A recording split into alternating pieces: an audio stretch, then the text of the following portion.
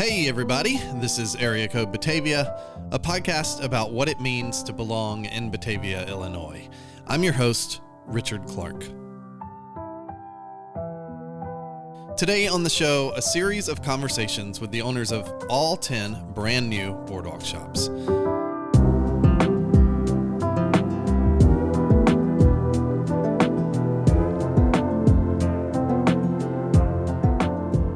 By the way, this episode of Area Code Batavia was made possible by our sponsors, 212 Degrees Construction Group and Meadowcrafters. Later on in the episode, we'll be featuring Meadowcrafters in part 2 of our special segment, Batavia in Bloom. For this episode, I was given the opportunity to talk to each of the Boardwalk shop owners in their own habitat about who they are, what motivates them, and what they hope to accomplish. This is actually the third year I've covered the Boardwalk shops in this way, and each year I become a little bit more obsessed with the people who are ambitious enough to take this leap. This year, though, I've become kind of enamored, not just with the individual people, but with the culture of the Boardwalk shops themselves. I feel like this year more than ever, the shops seem like an active pushback to the dehumanization we've seen take place over the past few years. We're in a time where people are doing all kinds of shopping on Amazon without coming in contact with an actual person. And on top of that, people are sending emails and creating art using AI. And I feel like a lot of times we can get in this rut where we think of people as props or inconveniences or even opponents rather than neighbors. But these shops are leaning into both the human and the humane. Every single shop was an undeniable reflection of the person I spoke to, a completely unique retail experience that honestly made me feel a new kind of excitement about Batavia. One refrain I heard over and over was the insistence that you're not going to find this stuff on Amazon. For myself, I value that more than ever. There's something really comforting about knowing that what you're buying was created with the same kind of care and personal investment that you'll hear reflected in these conversations. And in my mind, that's worth paying for. The Boardwalk shops are open now through the end of the year. Every weekend, I would highly suggest you at least go check it out. It's a really fun vibe, and there's just a lot of cool stuff there. Here are 10 conversations with 10 different Boardwalk shop owners. Enjoy.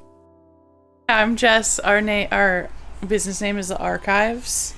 And I'm Mick. Tell me about the shop and why you decided to start it. Yeah, the idea behind our shop, it's a bookshop, and we are trying to give a platform to authors and content from underprivileged communities. Just trying to create platforms where there may not already be some.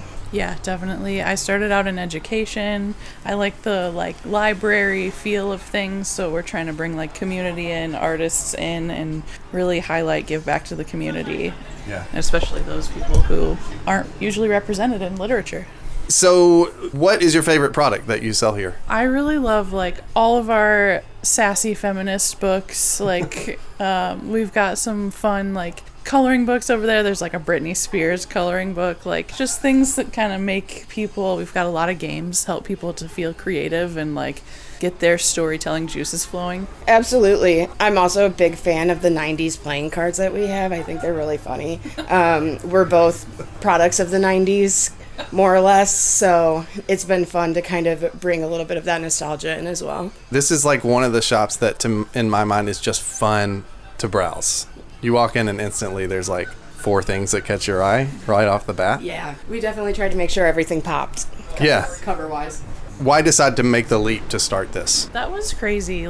We just had been talking about it one day. She used to be a barista and I used to be a teacher, and I was like, well, what if we both had our dreams and tried to just make a store out of it? Usually there's a mocktail portion of our business, but this space is less mocktail friendly. So. Where was that? What is usually? We started out in Elgin. Okay.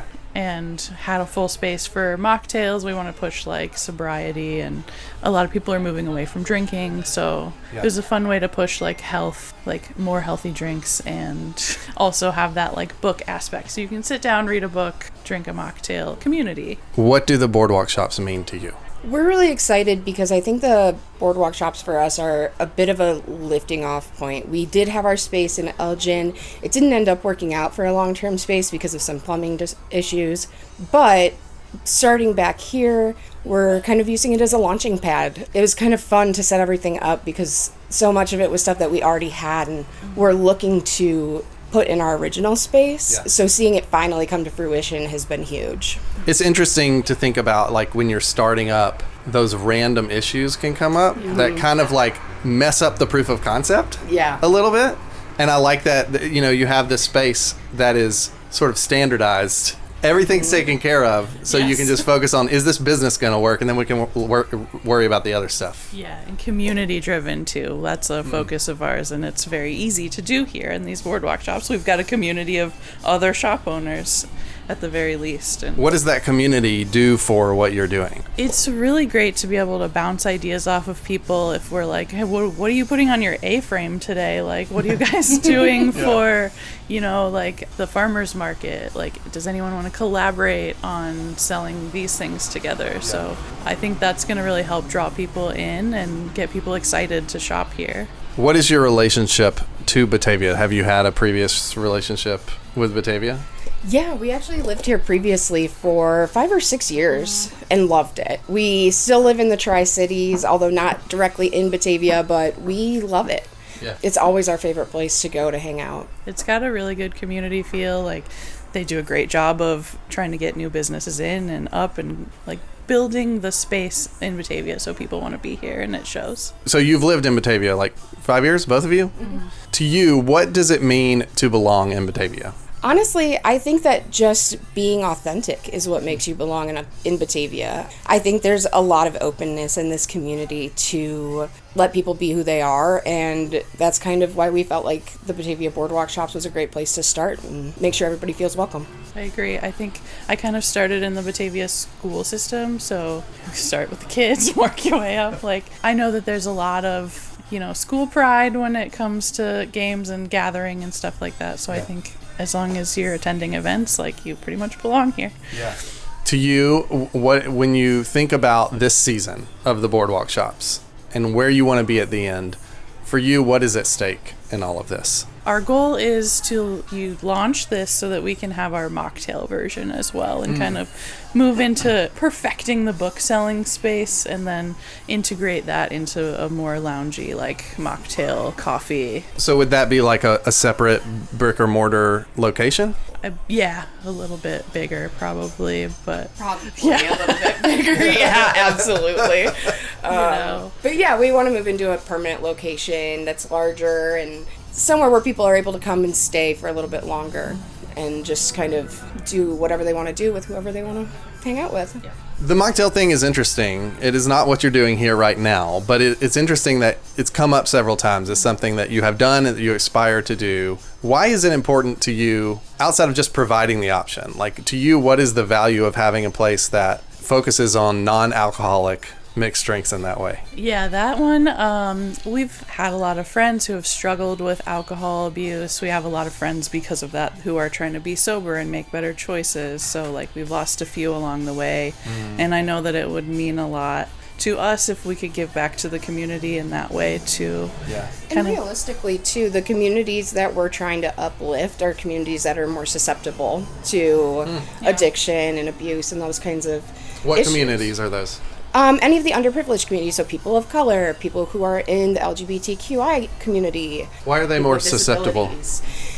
Really, it's just because of the increased kind of depression and all of the extra factors that kind of come with needing to work so much harder just to be who you are. Yeah. Being able to give a platform for that's focused around a healthier model is really something we're looking forward to. That's amazing, thinking about the connection between those two things. I love Sturdy Shelter. I love it. I go there all the time. It is the sort of primary place I think people are hanging out in Batavia a lot of times. And I think a lot about how hard that is for people that you're talking about that struggle with alcohol issues, you know, alcohol abuse and things like that. You're on to something in terms of there's definitely a need for something like that you're doing? We stumbled upon it, honestly, because we were originally thinking that we would kind of start with non-alcoholic beverages and then evolve into alcoholic beverages, just because of the fact that they're, more expensive to get licensing and insurance and all of that. But the more people we told about it, the more excited people were about the idea of having a non-alcoholic space. So we just kind of decided to embrace it. Yeah. My name is Kirsten Fraze, and this is Relish. So describe Relish to us, and what inspired you to create Relish? Relish is for people who cook and people who eat, which means Relish is for everyone. Yeah. Relish is a shop that sells food, serveware, cooking tools, all from small makers. So these are the things you're not going to find at Target. You're not going to find it on Amazon. You're not going to find it at Williams-Sonoma. You're going to find it here. I decided to start Relish because I always wanted a shop. When I was in college, I almost dropped out of school because I wanted to start a shop that sold Japanese imports, like cute stationery and things like that. Okay, yeah. I did not drop out of school. I continued on. I probably should have. I probably would have had like a better career if I did that. But anyway, I have been working as a ghostwriter for food bloggers for the past 6 years. A ghostwriter for food bloggers. Okay. Yes. Yeah. And before that, I had my own food blog, which I sold.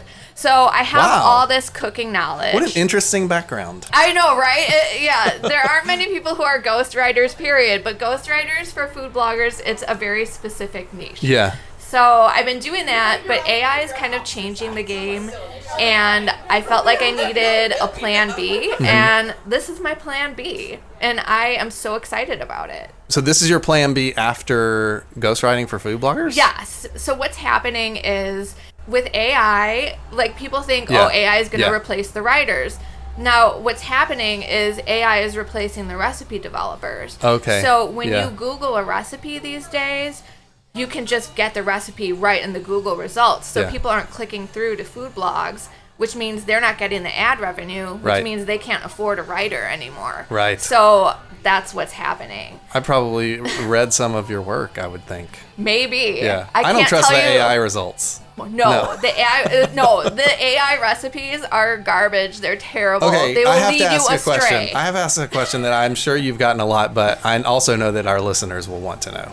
Okay. Why write the big essay before the recipe? Isn't it annoying? Isn't it annoying? There's jump to recipe button now, so that's great. But like, what's it the is so reasoning? you see more ads. Okay. That's how they get That the is money. the reason. It's a cynical reason. That Yeah. is a cynical reason. Yeah. Now, there was a time when it was all personal stories, and that was when it was super obnoxious. Mm-hmm. But now it's more like just kind of reiterating what's already in the recipe, which is annoying, but a little less so than like talking about like driving the kids to school or whatever. What is the favorite product that you sell here? Oh my gosh. That is hard to say. I would say, so I used to live in Madison, Wisconsin, and I brought a bunch of my favorite products from Wisconsin down here for Relish. Yeah. The Ghost Pepper Caramel is super good. And I'm not a person who likes super spicy things. It does have a kick to it. What I love is putting it in coffee. Okay, It gives you a little creeping warmth. Not like, ooh, that's spicy, but kind of like a warmth in the back of your mouth. And it's sweet and it's caramelly. That sounds amazing. It's yeah. very good. So I would say that is one of my favorites. It makes me nostalgic for Madison because I used to get that caramel in a latte every weekend, and it's so good. So I would say that's my favorite. Other people are loving the butter mugs. They say extra salty because, we're all feeling extra salty these days, right? Are people putting butter in mugs now? Is that a thing? Well, there is a thing where people put butter in their coffee. Okay. I'm not going to endorse that, Yeah. but that is a thing. Yeah. But people are loving those mugs, That's and cool. I've sold 2 before the shop even opened. Wow. So if you want a butter mug, Yeah. come in when we open. Come in fast. Okay. What do the Boardwalk shops mean to you? I am so grateful for this opportunity. I sound like Miss America saying that or something. I'm so grateful for this opportunity.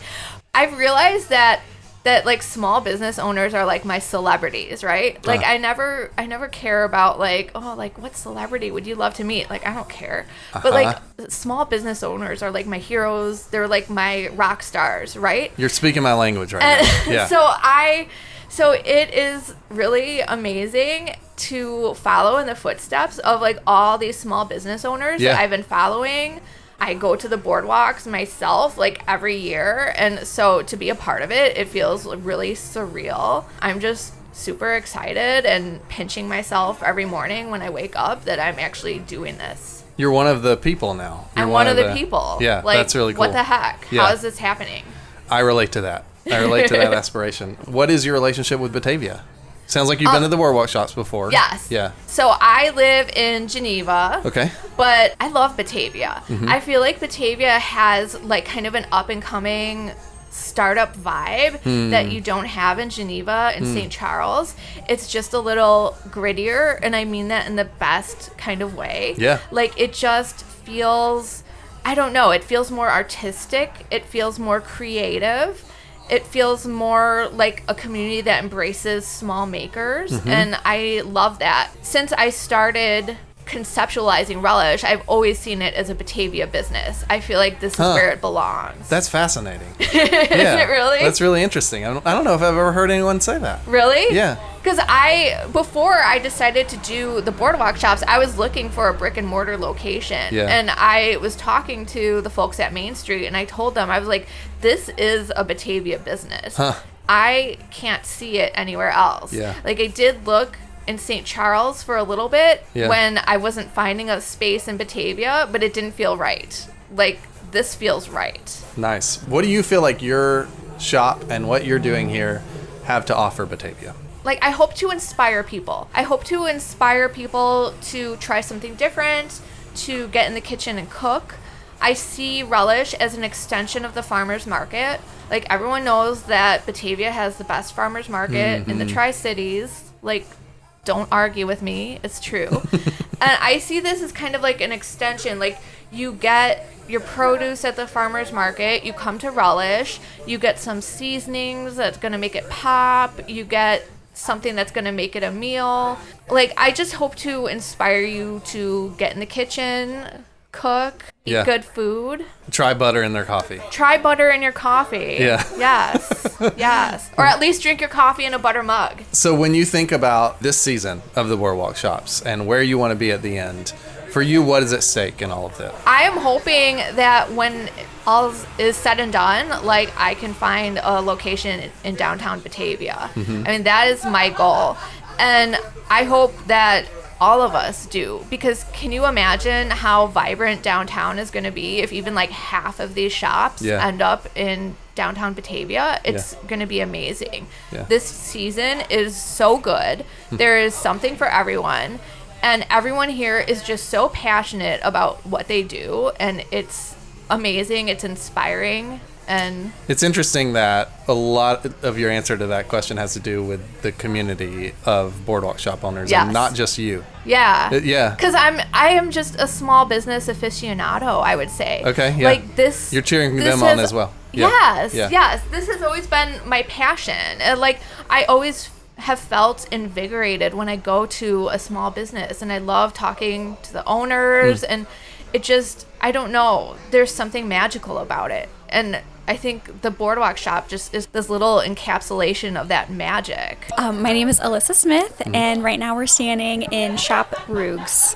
Yes. So, what is Rugs about? Why is it called that? So Rugs is like a play on the word rugs. Okay, yes, that makes sense. Yeah. When I was growing up, we called Target Target for some reason, just to add a little flavor. That thing, yeah. And so it's kind of the same idea, just a fun way to say rugs. I was talking to someone the other day who said that they actually thought there was just another store called Target. Oh, really? For like forever. And they just bought that for a long time. Okay, so what inspired you to start Shop Rugs. Yeah, so a few years ago, I lost a job that I had for a long time. And around that time, my husband also bought me a beginner's kit for tufting rugs. And so, What does tufting means? oh, so tufting, it's an electric pistol that Okay. you feed yarn through, and then you have a canvas set up, and the pistol will actually shoot the yarn and cut it into the canvas for you, and you just have to guide it according to your design. Got it. So I started the beginner's kit, and I was like, oh, this is fun. Maybe I could see where this takes me. And I started doing farmers markets, mainly the Wheaton Farmers Market, which was great, and tried out putting my products in some retail stores. And then a couple of years ago, the Batavia Boardwalk actually reached out to me. I wasn't ready at the time, but as time went on, I was like, you know what, I think I could really do this. And so I reached back out and I applied. How long ago when you got that gift and started tufting rugs? I believe it was Christmas 2022. Okay, so it's been about 3 years. Yeah. And did you make these? I did, yeah. So anything in the store that has like a soft, like fuzzy exterior, like the rugs, Yeah. the pillows, or the wall Okay. hangings behind you. Anything fuzzy you made? Yes. Okay. And then you also It's see impressive for there's- 3 years of work. That's good. Thank you. I appreciate that. Yeah, Yeah. and then everything else, all of like the leather work, women's accessories, pottery, those we sourced from artisans in various areas of Mexico. My husband's from Mexico, and we spend a lot of time down there. Okay, yeah. And so when we go down there, I love shopping down there, and we've just connected with really great artisans and started kind of curating work to bring back. That's really cool. So, like, you will not find this stuff on Amazon. No, definitely Okay. not. What is your favorite thing that you sell here right now, today, in this moment? So I Obviously, actually- it changes. This is a new vendor for me. This is the first time I'm carrying her items. There's a pottery company in Oaxaca called Manos de Barro, and they make ceramic pieces out of black clay, which is very specific to Oaxaca. All the mugs have these really cute faces on them, and they're food safe, so you can have coffee or whatever in them. Those are probably my favorite piece right now. They're brand new. Yeah, those are really cool. Those look Thanks. cool. What do the boardwalk shops mean to you? Well, for me, this ticked a lot of boxes that I was looking for. It's community, bringing community of vendors and foot traffic in.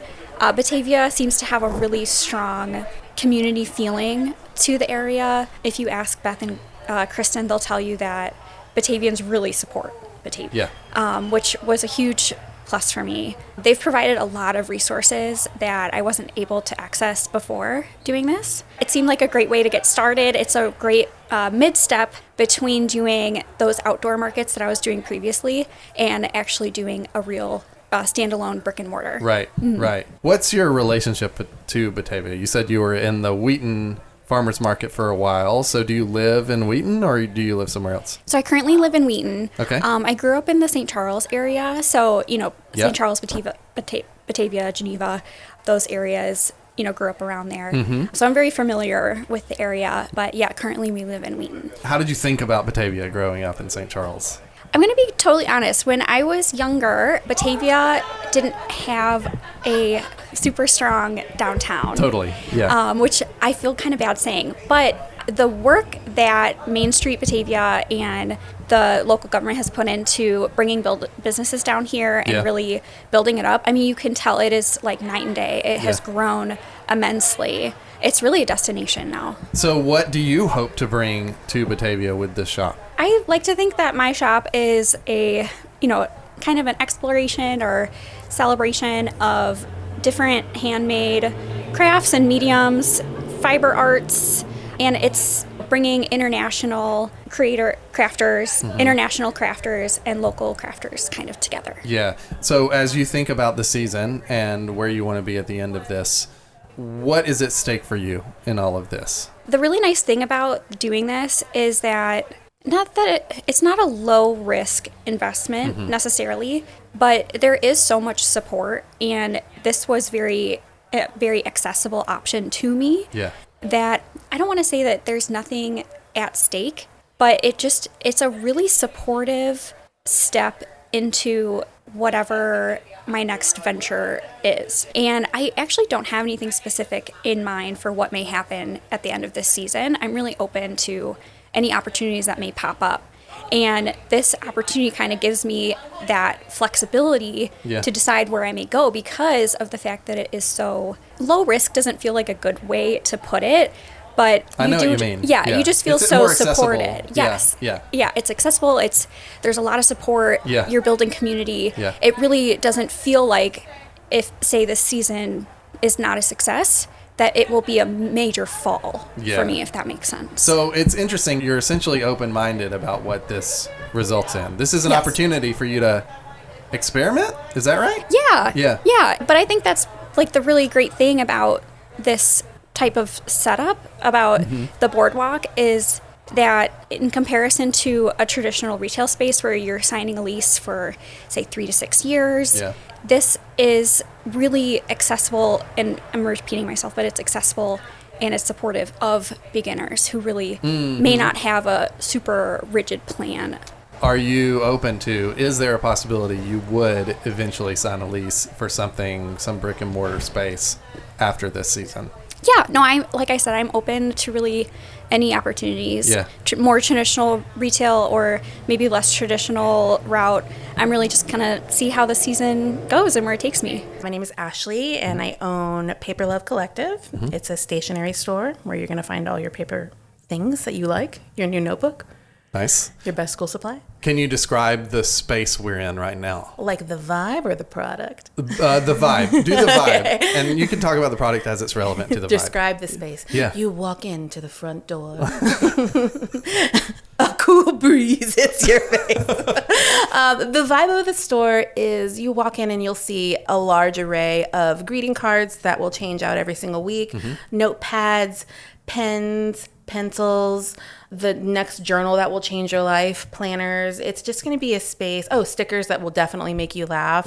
We're kind of going for, the products are really playful, but the vibe of the store is kind of like if anthropology and a library had the most beautiful baby that ever existed. Anthropology and a library. Yeah. Okay. Because I like old vintagey things, but I'm a playful person, so it's got. You think of libraries as playful? No, but Anthro is.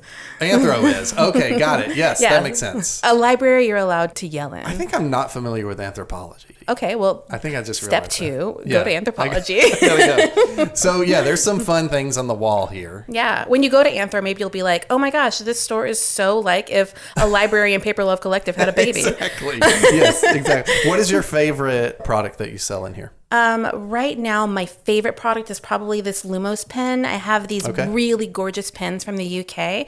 They're high-end refillable pens, and it's like taking pen and letter writing to more of an experience. So like you light your candle, you get out your best pen, and you write a letter, because the letter writing art is kind of dead and it's coming back. I like to add wax seals and stuff like that. And you can just write a letter to your friend that says like, "You're a dumb hoe." It doesn't matter. You just get something in the mail and it feels good, as one does. Yeah. What was I going to say? I threw him off. You did kind of throw me off. I was like, how to respond? What's a funny joke to your joke? Oh, yeah. What do you make all of these? Not everything. Okay. So about maybe 50% of the store is my own illustrations. Okay. I also own a company called Ashley Fry Studio. I sell wholesale greeting cards and notepads, notebooks, journals, so other stationery products wholesale. Got it. But I wanted to do brick and mortar, and the joy in this is that I get to be the local greeting card store and also stock a lot of other people I've admired since I started my companies. I like the idea of a local greeting card store. Yes, I think it's so cool. That's and my product will change every week as I continue to stock greeting cards, different ones all the time. What do the Boardwalk shops mean to you? Oh, so I came to the Boardwalk shops probably a couple years ago. I live a couple towns over in Oswego, but we always come to Batavia for Bat Fest or any other things, and we saw, I was like attracted to a couple very witchy shops they had here. Yeah, I remember that. And then I thought, these are so cute. Oh, wait, are these small businesses? Is this an incubator program? So I was so excited for the idea to see if this business model of a brick and mortar is a long-term thing for me. Is it something that I love? I'm very golden retriever, very people person, so I know that I would like talking to people, but would I enjoy? And so far, just in curation alone, the dopamine hit of buying stuff that I'm not even keeping, other people are buying, but that dopamine hit, it do be good. You get to buy stuff. Oh yeah, that felt great. And so I get to do that every week now, and I get to talk to people and get them back into the art of letter writing. So also, sending greeting cards for no reason. Yeah. So you're not from Batavia. I'm from Oswego. Well, I mean, I'm from Florida, but we don't talk about Florida.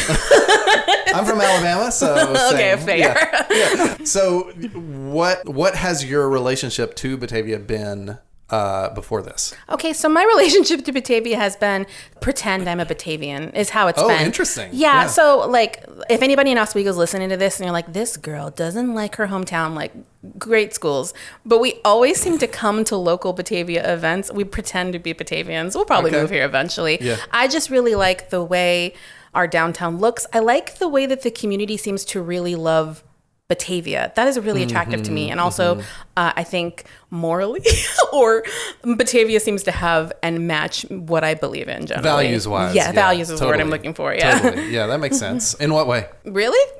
Yes. Okay, I'm very blue dot, and I think Batavia is as well. A blue dot. Yeah. So open-minded. Yes. Welcoming. Yeah, exactly. Like there's a lot of queer businesses here. Yeah. I really love that. Yeah. I'm not queer, at least not openly facing, you know? So I wouldn't feel unsafe here, and I don't think that if I invited my queer friends, they would feel unsafe. Matter of fact, Bad Luck Club, I told them, you should come to Batavia with me. He didn't feel unsafe here. I told him, no, you can feel good in Batavia. Yeah. I don't think the suburbs are always the safest place for queer people, but Batavia is, and I really like that kind of value here. Okay, great. What do you hope to bring to Batavia? The greeting cards. Outside of your product. I hope to bring analog a little bit to Batavia. So you made me realize I need to change that question. Well, okay. What impact do you hope to make on Batavia? That's really, you were answering it. You got what I meant. Okay. But it's just when you jokingly said greeting cards, it was just like literally. That is actually the answer to that question. If I wasn't such a smartass, perhaps it would have given you the answer you needed. Yeah, it's good. It's helpful. Okay. What impact do you hope to make on Batavia? Oh, okay. Well, I hope to bring analog to Batavia, and I hope that when someone's like, I need a card from my friend who just had the worst work day, they know that they can come here and get them something that will make them laugh, whether it's a sticker or this card that I have. It's a little pigeon, and it says, sorry you had a shitty day, and it's got a little poop on it. So I hope to bring a place where they can go get the thing to have little joy for the people in their lives or themselves. Yeah, that's great. Awesome. Okay, so when you think of this season and the end of the season and where you want to be, what is at stake for you in the Boardwalk shops? This is truly an experiment for me. I have a solid wholesale business and I love doing it. I love creating product. This is to see, is Batavia interested in a local greeting card shop where they can come, or also hobbyists, because stationary people are enthusiastic and travel long distances to get their Hobonichi notebook. Okay. Yeah. I want to be that spot for them. Is Batavia or the surrounding burbs interested in that? Yeah. And is it sustainable and profitable for me? If those check marks prove to be true, some just like markers that I made for myself in business, then by December, I would love to have a brick and mortar as long as the windows are gorgeous. That's my very important thing. Yeah. This episode of Area Code Batavia is brought to you by 212 Degrees Construction Group. Maybe you live in an older home here in Batavia, one of those houses with good bones and great local history. But you also know the reality of living with shortcuts taken by previous owners. There's that feeling you have of they did the upgrade, but they definitely cut corners. Of course, we'd like to make some upgrades of our own in our house. We have this vision of turning our back porch into a sunroom, a place where I can sit at my desk surrounded by trees and the sounds of nature and actually get some kind of work done in the sunlight. But we've hesitated. We're not big fans of those high-pressure contractors who want you to sign right now for a today-only discount. And it always leaves us wondering, are these people actually invested in my home, or do they just want to check? That's why I'm glad that 212 Degrees Construction is right here in town.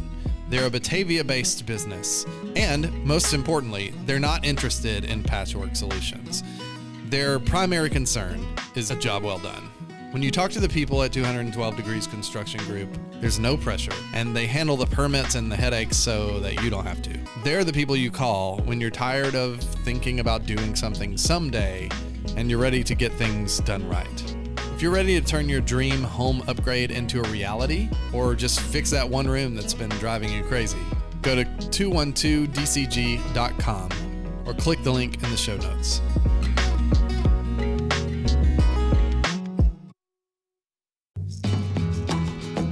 Now it's time for Batavia in Bloom, a special segment in partnership with our sponsor, Meadowcrafters. Meadowcrafters provides custom, tailored care for all your garden wants and needs. In this installment, I talked again to Stephanie Gilbert, the founder of Meadowcrafters, about how our gardens make us feel and how we can feel less shame and more pride in our yards. I want to talk about how people feel about their gardens. Do you find that people feel mostly negative emotion or positive emotion about their gardens?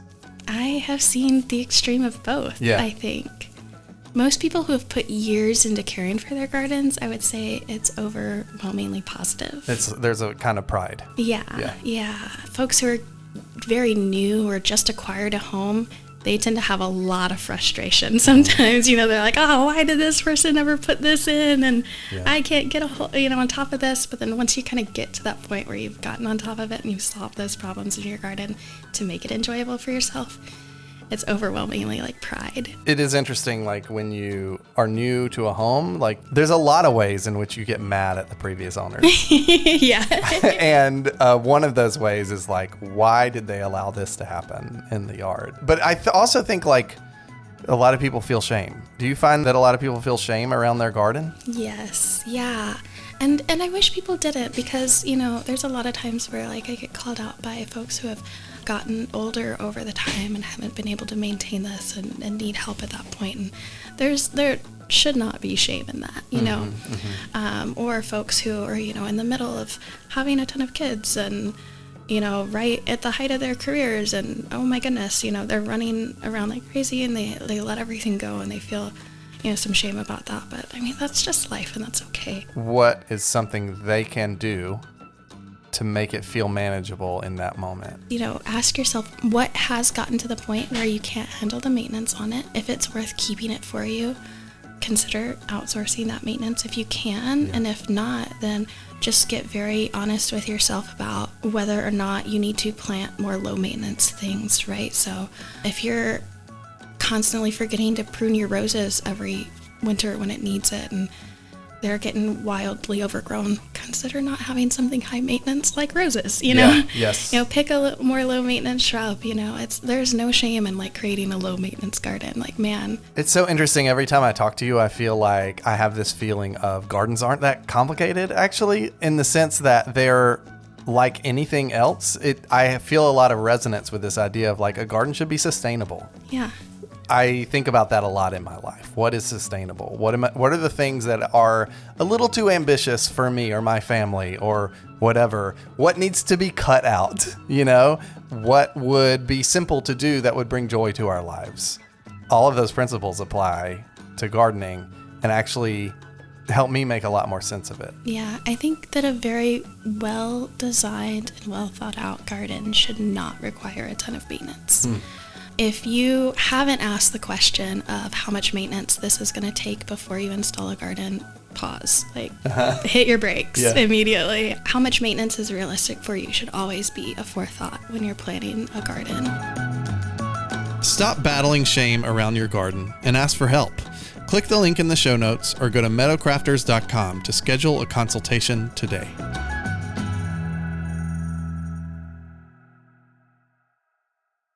I'm Clara, and this is Claire Nicole Jewelry, so named after me. Nice. That's a move, right? To say, I want to start a business. What should I call it? Yeah. Let's just call it me. Yeah, might as well.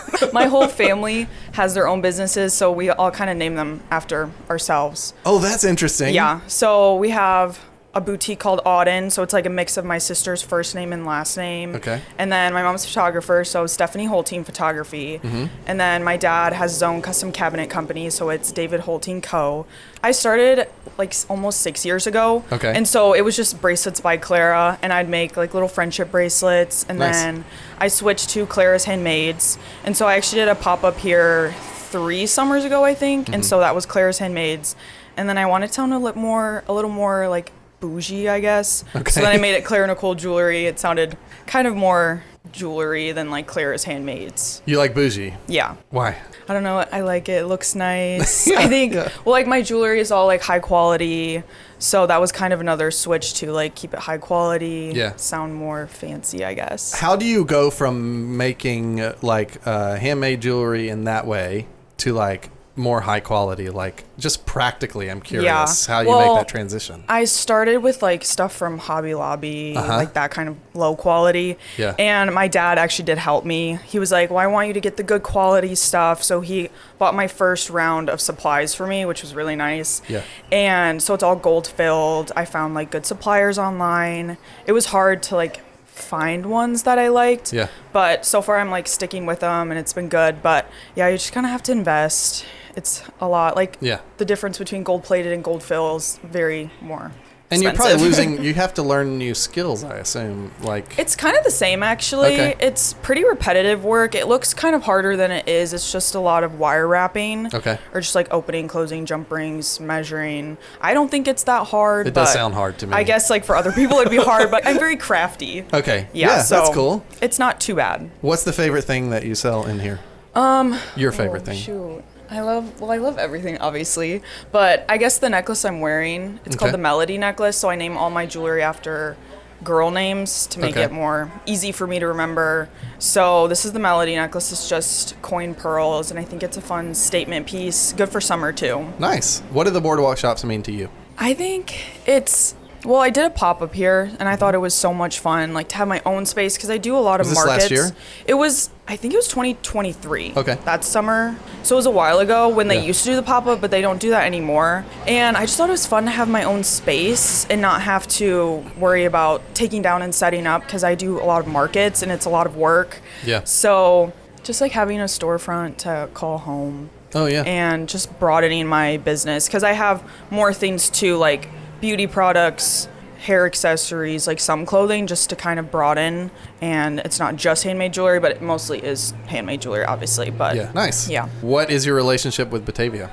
I don't really have that much. I live far, like, off in the country. So I'm from Lee, Illinois. Okay. It's like 45 minutes west of here. Okay. Yep. But I don't know. I like coming over here. Some like house off by itself. Yeah, I live in the middle of a cornfield. Yeah. So yeah. it's nice to come here where there's more people to sell off to the city. Yeah, off to the city. And my grandma actually grew up in Batavia. That's not like too much of a connection, but that's the thing too. Like my grandma grew up in Batavia. It's in your bones. Yeah, so it's a little home. Yeah, a little bit. That's cool. What impact do you hope to make on Batavia? I don't know, just provide good quality, pretty jewelry that they'll love and wear every day. Yeah. And I don't know. That's kind of it, I guess. Yeah, that's good enough. Yeah. That's a good motivation, I think. As you look at this season and the end of the season and where you want to be, what is at stake for you and this business itself? I don't know what I'll do after, like, a storefront or anything, just because that is a little bit harder, especially since my family already has a storefront. But I don't know, just getting my brand out there, getting more online presence, I guess, with the people of Batavia, like, afterwards. Yeah. And just hopefully selling more, having more fun, making more jewelry, more designs, I guess, just being creative in this space. Your family has a storefront? Yeah. Where? It's in Rochelle. Okay. So a little further away, but it's like 15 minutes from us. And who is that called? So it's Auden. So my sister's name is Audrey. Okay. And so our last name is Holteen. It's E-N, but we switched it to a Y just because there's like a brand in Target that's A-U-D-E-N. So we didn't want it to be like that. And the Y is... My sister likes to make Y's like it's just like aesthetic, I guess. I don't know. So is the goal to sort of like move this stuff after the season maybe into that space? Probably not. I sell my jewelry there. Yeah. But not necessarily just because there's not a ton of space and I don't want to take over, I guess. Right. But I mean, who knows? I could open a storefront in the future or do like a second year of Batavia Boardwalks. Yeah. Just because, I mean, it's fun and we spend a lot of time on the space, so might as well do it again. Nice. But it depends how the year goes, I guess. Yeah. Obviously. Are you nervous? Yeah. Yeah, I don't know. I've been doing markets for probably 5 or 4 summers. I think it's my 5th summer doing markets. So I'm kind of used to it, but obviously a storefront is a little different. But I think I'll be nervous for the first like 2 weekends. It'll get a little crazy and then after I think I'll be good. But a little nervous. My name's Chris. This is Mary. We are with Gindo's Spice of Life. We make a line of fresh and spicy pepper sauces designed to inspire creativity in the kitchen and support Midwestern farmers. What, that you have rehearsed that. You have that down. It's my version of a elevator pitch from taking different classes and different ways to sort of promote your product, but it is what we do. Yeah, that's so good. All right, awesome. Describe the shop, describe the space that we're in right now, and sort of why you decided to start it. Mary, would you like to start? Sure. So we live here in Batavia. We have our family here. We actually manufacture our sauces in St. Charles, and we have always wanted to have a shop in Batavia. We actually looked here for years, and the opportunity arose last fall when they were seeking new shop owners, and we just decided to go for it and apply. And we're very excited to be here sharing our fresh pepper sauces, our spice blends, our sea salts, our hot honey with more of Batavia. And we're actually going to be doing some fun Batavia themed sauces throughout the season as well. Nice. I was gonna say you guys have a lot of my favorite things in this store. That's awesome. I can't eat anything plain. You know what I mean? I don't know if you guys are like that. No, I sort of same. assume you are. Same. Very much so. It's always a spicy chicken sandwich, Yeah. right? And do you have like a favorite product that you sell here? It's kind of tough. We've been doing a new flavor every week for the past 10 years. Okay. So to pick like one absolute favorite, Yeah. we're at a point where it really kind of depends on what I'm eating, what I'm going to put my sauce on. Totally. Yeah. I That have being a said, favorite. well, she does. Okay, go for it. I love our original fresh and spicy. It's been my favorite. Oh, We've interesting. been doing this for 15 years, and that is still the one that it's my go-to perfect everyday sauce. If I just want to add a little kick to anything, it's wonderful to me. What Nice. makes it actually different is the simplicity of it. It's just red bell pepper, habanero, and a blend of sea salts, but it tastes like fresh peppers. We use farm fresh ingredients, and it makes food just taste amazing. Like, honestly, when we first came out with it, it was groundbreaking because sauces weren't about fresh pepper craft flavors. Now, I'm just as guilty of this. I think I'm at 600 flavors at this point. People are looking for more outside the box things usually when they come visit us. Yeah. I feel like I've seen you all around forever, right? As long as I've been here. Like you said, you've been around for a long time. Why do the Boardwalk shops now? Well, it's our life is constantly evolving. We just hit 15 years since we sold our first case. Our kids are growing. They want to take a little bit more ownership in the business and be a part of things. Oh, that's cool. We do farmers markets already. Something about having like a more of a brick and mortar. We do have a shop at our manufacturing facility, but we're off the beaten path in St. Charles. Not a lot of people know that we're there. Yeah. So this is a really cool opportunity to see if we could maybe have a store in a more high traffic area on a more consistent basis. So we're excited to have that opportunity to have our kids be more involved in the whole process and to be in our hometown. And we can just walk here, which is amazing. Yeah, So so- our kids can come work for a couple hours and sort of start to feel what it's like to work at Gindo's. Yes. How old are your kids? 10 and 12. Oh, Yeah. okay. So, like, as a person with a 10-year-old, I'm mind blown that I was like, maybe they're in high school. No, if they're really wanting to take ownership, maybe they're more like in college. She's already trying to be my boss. You can see over here at this little section. This was Michaela's brainchild. She was like, cool. guys, you have to have a mystery bag. There has to be random things. People don't know what they're going to get. Yes! And fun. it was non-negotiable. That's She so was good. here last night making sure that all the bags were packed the way she wanted them packed. That's And great. And we're working on some stickers and some other fun items that she's more excited about us selling besides just hot sauce. Is she like hot sauce though? She likes some. They like a little bit. They like the hot honey. Okay, yep, and that's they'll good. put that on like yogurt and granola for breakfast. They're coming around. They try like little bits here and there. Yeah. They love our spice blends. They'll cook with those. Like they have their own salad dressing that they make at home when Wow. we're doing salad for the family, where they'll take olive oil, our lemon garlic rub, a little bit of hot honey, and a squeeze of lemon, and it's just it's wonderful. We'll Okay. even add some of our Italian bread dip to it as that well, too. just Yeah. to kind of give it some herbs. So they do, when they cook with it, they like it. Yeah, that's good. What do the Boardwalk shops mean to you? You know, for us, a big part of who we are is community driven. We love, supporting our community and being a part of the community. And these Boardwalk shops are all about that here in Batavia and supporting small business. So to be able to be a part of this is really just exciting for us to be here and, continue how we feel about everything and, working together, bringing people together. So it's just kind of a part of who we are and more of an extension of it now here in our hometown. So this is really a way, it seems like, to sort of more embed yourself in this community. 100%. Yeah. That's really our entire thing. Like when I first told you about what we're all about, supporting local is really our number one thing. We really think that the community, especially this community, can thrive if we all kind of come together and support each other. So you've lived in Batavia for a while now? 10 years. Yeah. 10 years? Yeah. Awesome. What to you, then, I'm asking people who live here, Yeah.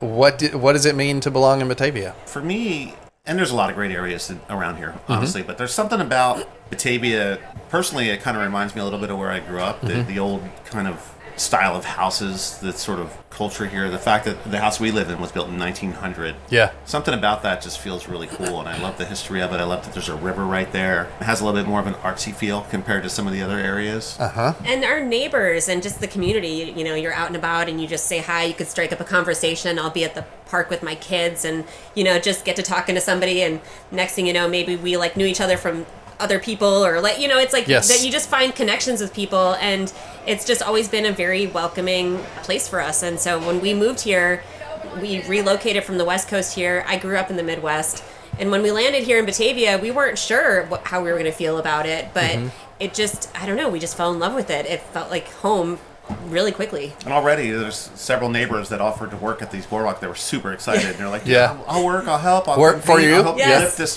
bar Amazing. in here, whatever we need. And so Are you taking them up on the offer? 100%. Oh, yeah. Definitely already have. So we'll get to come by and meet your neighbors. Yes, I kind you of will. love that. I'm obsessed with that. That's Yeah. great. Yeah, Batavia people will be here. That's so good.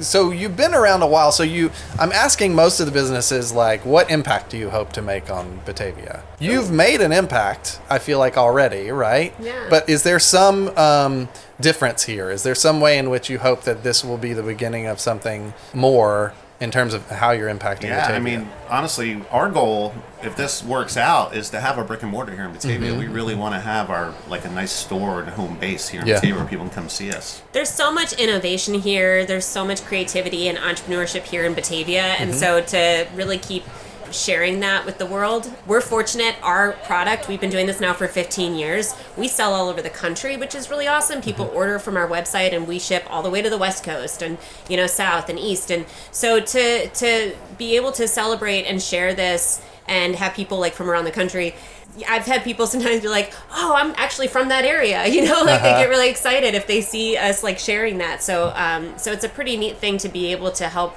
spread the word about this awesome town. Yeah.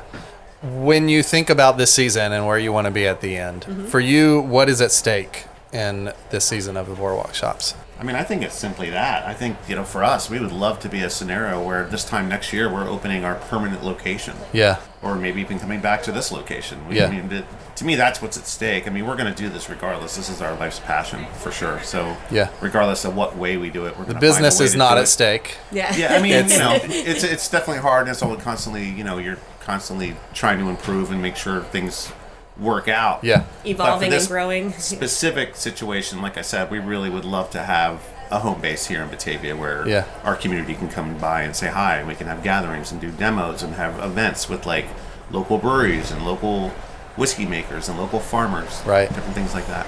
My name's Dylan. My name's Trevor, and we own Bad Luck Club. Could you describe the space for us and sort of what it means to you, why you started it, that sort of thing? Yeah, it's like a colorful, eclectic mix of like new and like vintage items. We just try to find anything that's like fun and lively to go into the shop. Yeah, it's kind of like an I Spy vibe. Every time you come in, you're hopefully going to find something new that you didn't see the first time. Yeah. Kristen gave us a compliment that we make Grandma look good. Grandma? Yeah, Look good? Grandma look good with kind of our crazy cat lady aesthetic. What if someone asks, like, what is it? Like, what is Bad Luck Club? What would you say?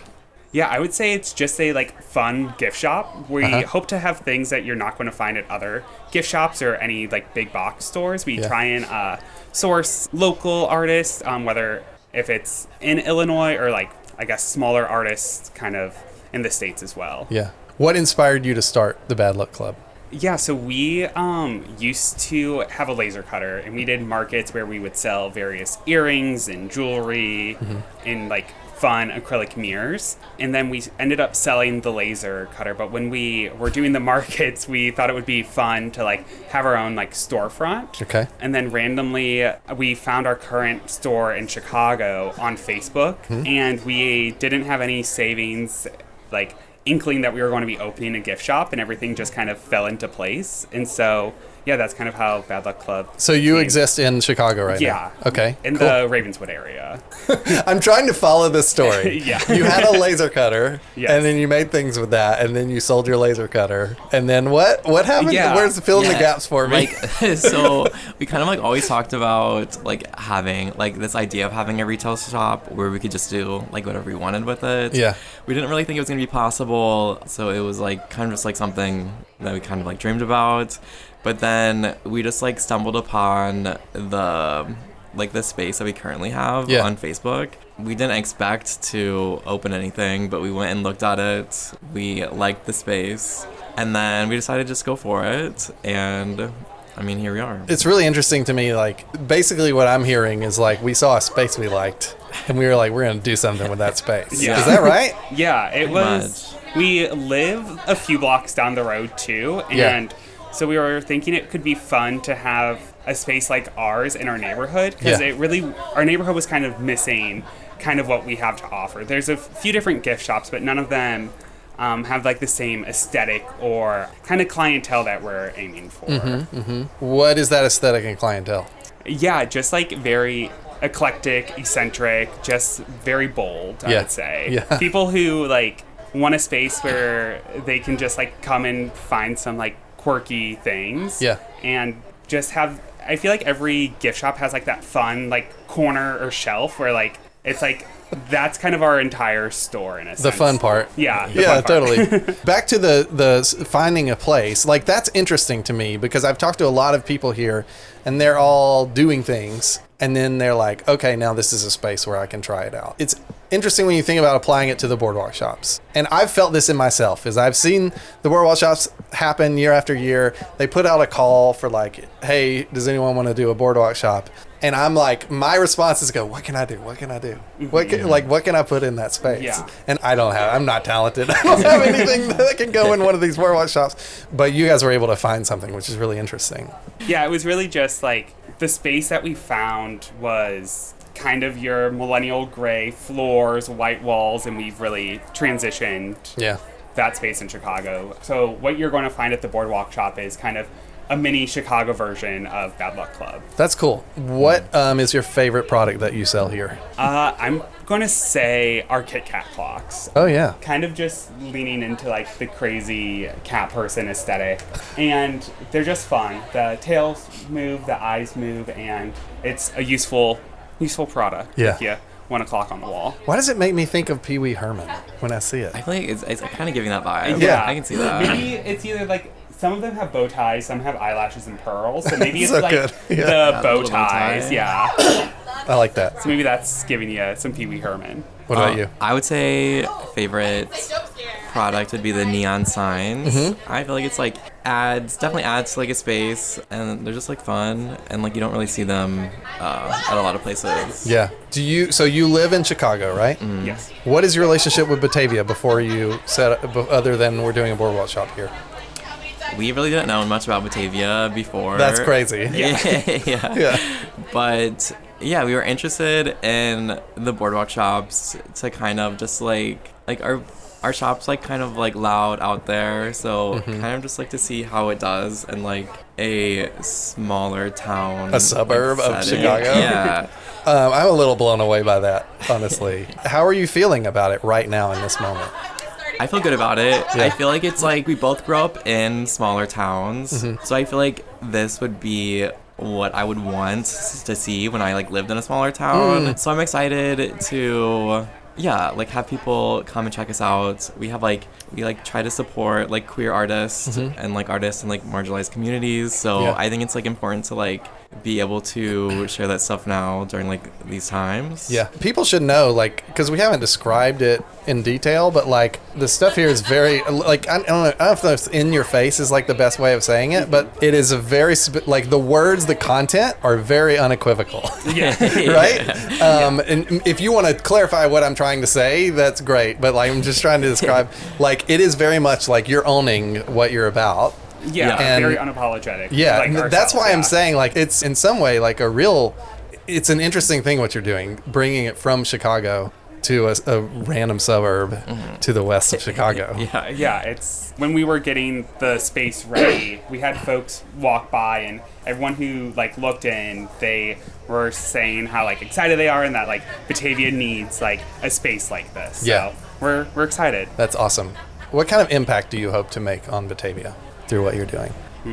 I would say just having a space for kind of our younger selves to be able to like go into and feel like seen and heard, and also like just having a like fun space for people to come in when they're having a bad day to find something that might make them laugh. Yeah. Same for you? I feel like that's a good summary of like what. Yeah, I think, like I said, coming from like smaller towns, I think it's like. Yeah. I think it's like important to have something like this that like kind of speaks to people that may not fit into like the norm. Yeah. I love that idea that you're essentially you're doing this store for people like you, younger, who are looking for a space like this. It's really interesting. And creating what you wish your hometown had. Yeah. When you look at this season of the Boardwalk shops and where you want to be at the end of it, what is at stake for you? Yeah, we were kind of talking about this earlier. I guess we really just want to see how we're received by the town, and how hopefully excited people are for like Bad Luck Club. It would be great to expand out to Batavia since we've like have been out here. We've liked the town. It's pretty like fun. I feel like it's pretty like a quirky town. It's not like, let's say, like Geneva or like St. Charles. Batavia has like its own like vibe, and so it would be nice to kind of bring that vibe here if that's something that we could do. Like a permanent brick and mortar thing? Yeah, or kind of like the Mercantile, like having a space there. So yeah. I'm Lindy Kuharik, and I'm here with my husband, John Kuharik, and we run Miss Lindy's Bakery. Describe the shop for people. Okay, when you guys come in, the first thing you're going to see are my giant cookies in 9 different flavors. Hopefully we'll have some rotation of different flavors for the different seasons. We also have sweetbreads and coffee cake, brownies, lemon bars. We have some gluten-free options like candied pecans. Puppy chow, fruity bark. Yeah. So Rice Krispie treats. Dog cookies. Dog cookies. Something for everybody. Awesome. So what inspired you to start this? Well, I've always loved baking. Been baking as long as I can remember, and just a lot of positive feedback from friends and family from baking for all these years. And we decided to do some local fairs over the fall last year, and the feedback and turnout was so positive. We would sell out at these fairs, and so kind of sparked our interest in applying to the Boardwalk shops. And we applied and got the interview, and they accepted us, so it was pretty exciting. What's your favorite product that you sell? Probably the chocolate chip cookie. I'm a pretty traditional cookie person, even though we have quite a variety. Yeah. I mean, so the official name is really appetizing. The brown butter chocolate chip. It is brown butter. That sounds pretty good. My favorite is the Reese's stuffed peanut butter cup cookie. What is it stuffed with? A whole Reese's peanut butter cup. Yes. Oh my gosh. If you like chocolate, if you like peanut butter, that's my favorite. Yeah, that sounds amazing. What do the Boardwalk shops mean to you? Oh gosh, community, home. We are raising our 3 kids here. So we've been in Batavia for a little over 10 years, and so we saw the Boardwalk shops go up, and we've always loved visiting them, coming down to the farmers market. Batavia is such a small town feel, and the community really embraces you, and so I'm excited to really feel that and just be part of this really unique experience. What about you? I'm excited for the opportunity here for us to connect with a customer base that gets to know us, and it's hopefully they'll come back and see us again and again. Yeah. You don't get that when you go to different craft fairs and stuff. So. Different towns. Yeah, this is our town, so it's kind of cool. Yeah. So you've lived here for how long? We've been here since 2015, so a little over 10 years. Yeah. And where were you before that? We were in Aurora for a time, and John grew up in Wheaton. I grew up in Warrenville, so we've always kind of been local. Yeah. What does it mean to you to belong in Batavia? Batavia for us has been tied up with a lot of the kids' activities in the school. Our kids are in marching band. We have a bulldog flag in the corner there. Oh, nice. Our girls do the color guard and the winter guard and the marching band. Family. Yeah, it's family. It's friends. It's community. Yeah, and it really does feel like a small town. It's not that small, but it feels small. I run errands. I see people I know everywhere I go. So it's pretty cool. Nice. What impact do you hope to make on Batavia with this shop? Lots of smiling faces when they walk in and see all these cookies. Yeah. And we think we are selling a product that isn't being sold elsewhere in town yet. Yeah. This type of cookie, this quality cookie that I think is something special that Lindy has come up with. Yeah. And we're really excited to share it with the town. That's cool. So is this your first time doing an official, you said you've been at fairs and things. Yeah, so first probably store? Yeah, definitely first store. Kind of just started this whole thing last November, just doing some fairs, and then just applied on a whim just to see kind of what would happen. It's really all just kind of started and ramping up, and it's been exciting. So that's a lot to happen in a short amount of time. Sure is. Yeah, that's for sure. You got kids, so that must have been a whirlwind. The last few months. We have our first in college at Iowa State. Yeah. And then a junior in high school and 8th grader. So between all of their activities, and John works full-time at Fermilab. Oh, wow. I work part-time at a daycare. Okay. And so just between everything. But you have your hands full now. Yeah. It's kind of fun to be busy, though, you know? Yeah. When else? So as you look to the end of the season and where you want to be, what for you is at stake in this season of the Boardwalk Shops? I think we just want to solidify a nice customer base in Batavia and grow from there, I guess. And this is a nice trial to see if we can be viable as a storefront. Yeah. Or maybe we focus on home-based online orders, or this is a nice way to figure that out. Tell me your name and the name of your shop. Jessica, the soda surf. Can you describe the shop for us and what they will find when they walk in? Yeah, so we sell dirty soda. So that's basically, it's been a thing out west and it's making its way to the Midwest. So dirty soda, if you don't know what it is, it's going to be soda with different flavorings and cream in it. We'll have some options for like vegan cream and stuff like that too, to try to something for everybody. And then we also have just a few snacks on site and some little gifty items for kind of a beach vibe. That's cool. What inspired you to start the Soda Surf? I have 4 daughters and they're into dirty soda, making it at home and stuff like that. Where did they find out about it? How did they get into it? Yeah, so it's been popular like in Utah and out west. When we went to a trip to Arizona, they have a franchise out there. It was like one of our go-to places they just had to go to. Yeah. So that was kind of where their love started for dirty soda. Nice. So you were inspired by your kids, essentially. Yeah. Yep. Did you have a location or do anything before the Boardwalk Shops? So this is our first go at anything like this. Yeah. We had friends that have done Boardwalk Shops in the past and they've been successful and have brick and mortars now, and something I've thought about doing for a couple of years and finally pulled the trigger this year. You had friends done Boardwalk Shops here? Yeah. What ones? Which the New Moon Vegan. Okay, yeah. Is one of them. I'm familiar. Yeah. That's cool. So, yeah. They are quite a success story. I feel they're like, awesome. in terms of the Boardwalk Shops. Yeah. Yeah, that's cool. What do the Boardwalk Shops mean to you?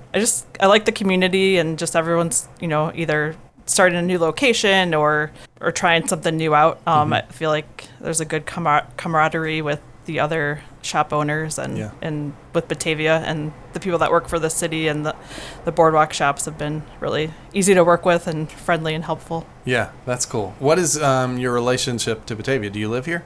No, I actually live in Elburn, so not too far away. But what has your been experience with Batavia before the Boardwalk Shops? Well, I grew up in St. Charles, so kind of close too. My dad actually used to have a restaurant in Batavia. So. Oh, really? Yeah. Did you come a lot? Yeah, we came a lot. We've just a lot of friends and stuff. We have our friends own a brewery in Batavia as well. Oh, cool. Energy City. Yeah. So yeah, my husband's works there once in a while. He'll fill in. So you got a lot of connections. And just like a lot of your life is in Batavia, it sounds like. Yeah. So we come here a lot and yeah. So to you, what does it mean to belong in Batavia?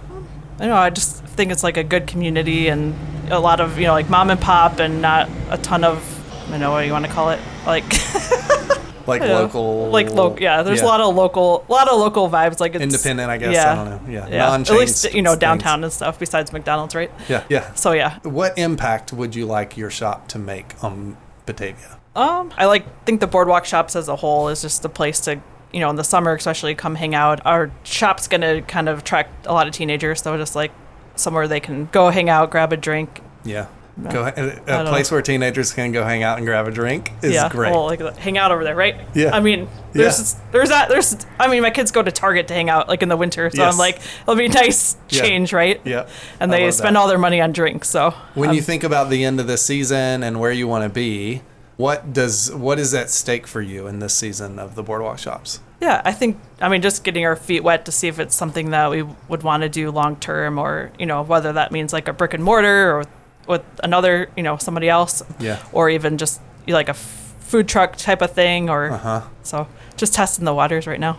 Okay, start by saying your name and the name of your shop. Okay, Amy Furio. Okay. And What One Woman Sees is the name of my shop. Can you describe what one woman sees? This is a tongue twister a little bit. Yeah, it is. In fact, if you abbreviate it, it says WOWS. WOWS. So, Can you describe WOWS for people? Yeah, that's you walk in and you're like, wow. Yeah. I was an art major. Okay. And I was lucky enough to do a summer in Italy, in the heart of where the Renaissance took place in Tuscany, and it changed my life and what I see and how I see it.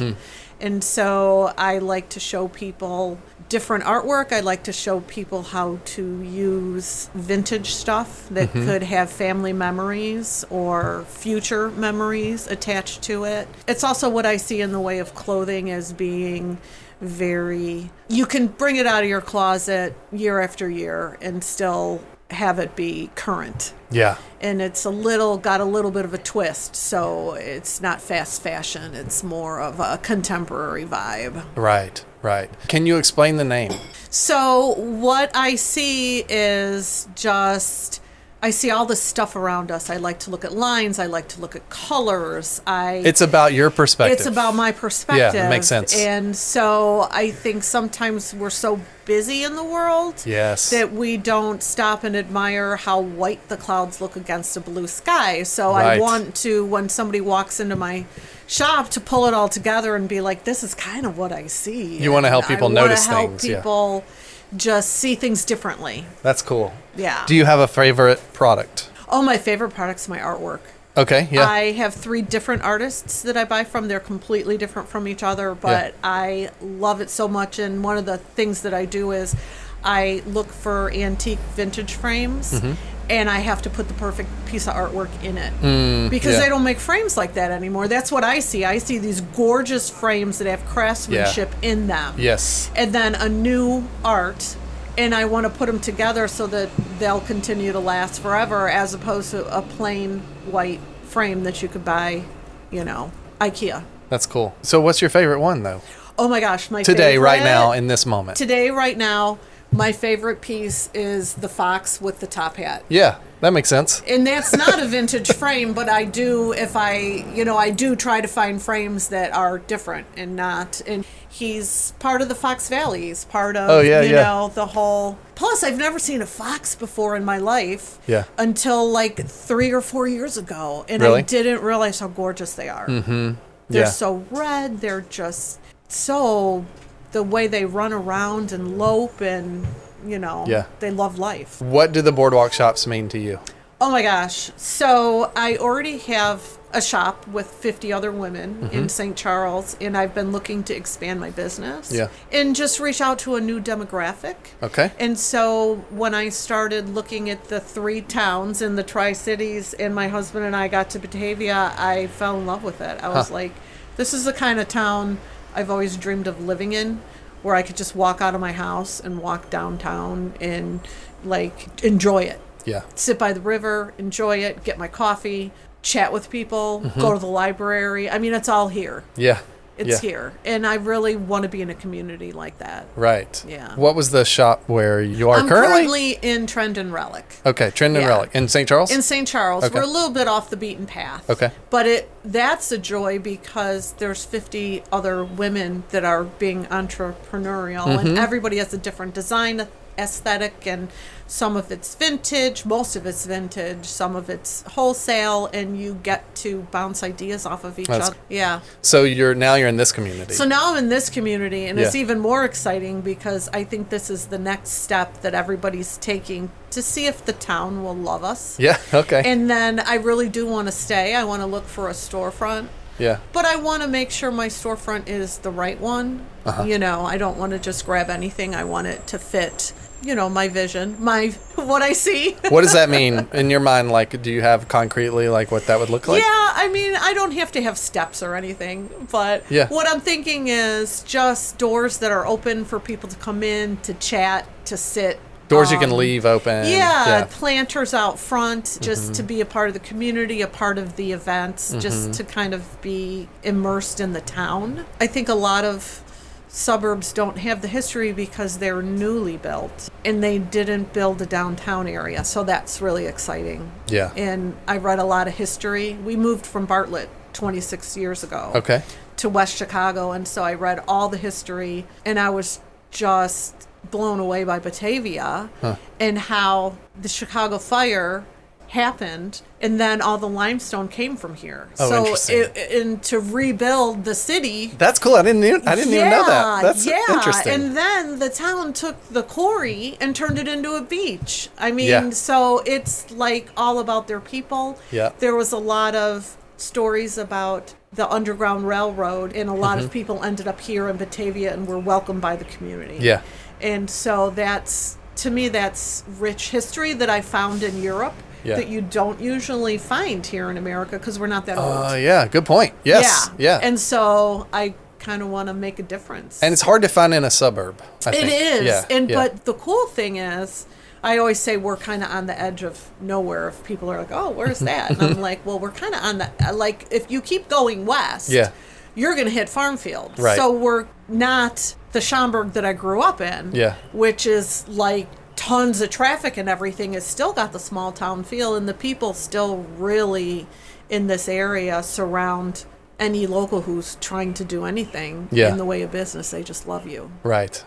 So that's what attracted you to Batavia. Oh, absolutely. Yeah. The history and all of that stuff. Yeah, and all of that. When I first learned about the Boardwalk stores and found out how many actually took the next step and went into brick and mortar. Right. So like I know Arlo Hendricks. Yeah. And I was with her when she started at Trend, and then when she opened the Boardwalk, then she moved into hers, and I was so excited for her. Yeah. And I finally reached out to her and I said, okay, should I do this? 6 years in, Yeah.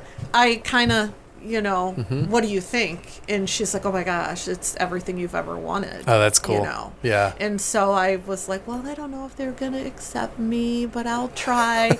And then the interview was wonderful. And so then I just went on a buying trip. Yeah. And just bought all the stuff on the chance to say yes. Buy inventory, essentially. Inventory. Yeah. So I had to look for all the vintage Hollywood Regency vessels and the candlesticks and the wall sconces and the vintage frames and everything. So what's at stake for you in all of this? Basically, just that people like me so I can do the next step, which is to open a brick and mortar. It's so interesting. That at stake. I'm really fascinated by how you're framing things because I really relate to them. The first thing you said earlier was to find out if Batavia loves us, and then you said what's at stake is to see if people like me. Yeah. I resonate with that awful desire for affirmation from other people. I think that the worst thing in the world would be, which has held me back before, is because I was trained as a fine artist. A photographer. Yep. I cannot sell my own artwork to save myself. Somebody else has to sit there and talk about it. Because it's too close to me. Totally. So the store is very close to me. Yeah. And the one thing about Trend and Relic, I don't always get to talk to the customers. I'm only there 4 days a month, but when I do and they tell, oh, I love it. I love to read the funny sayings on your napkins, and I always come in here to see what you have, and that makes me so happy. Yeah. And that's really what I want here. I want people to embrace me so that if I do open a brick and mortar here, I'm not sitting there going, well, they don't like me. You know what I mean? That's I tough. want people to be joyous and happy when they come in. Yes. And I don't care if they buy anything or not. Yeah. Because it's just an experience that you have. Yeah. And sometimes you just need that experience. You just need to go somewhere and lose all the noise that's in your head. You need to go out for a coffee, do something for yourself, whether you buy something or not. Yeah. Have a little conversation. I would like to be everybody's friend. You know what I mean? Yeah. Yeah. But I know you'll be back. Yeah. You know? And so that's really all that matters.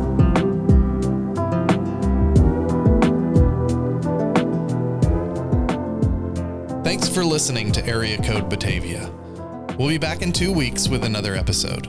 If you enjoy this podcast, why not subscribe to our newsletter? Just click the link in the show notes and put in your email address. Most importantly, if you know someone who would love to hear this podcast, please share it with them. Word of mouth is the best way to grow this community and help more people feel like they belong in Batavia, Illinois. Area Code Batavia is produced by Area Code Audio. It's hosted and produced by me, Richard Clark, with additional production help from Jennifer Clark.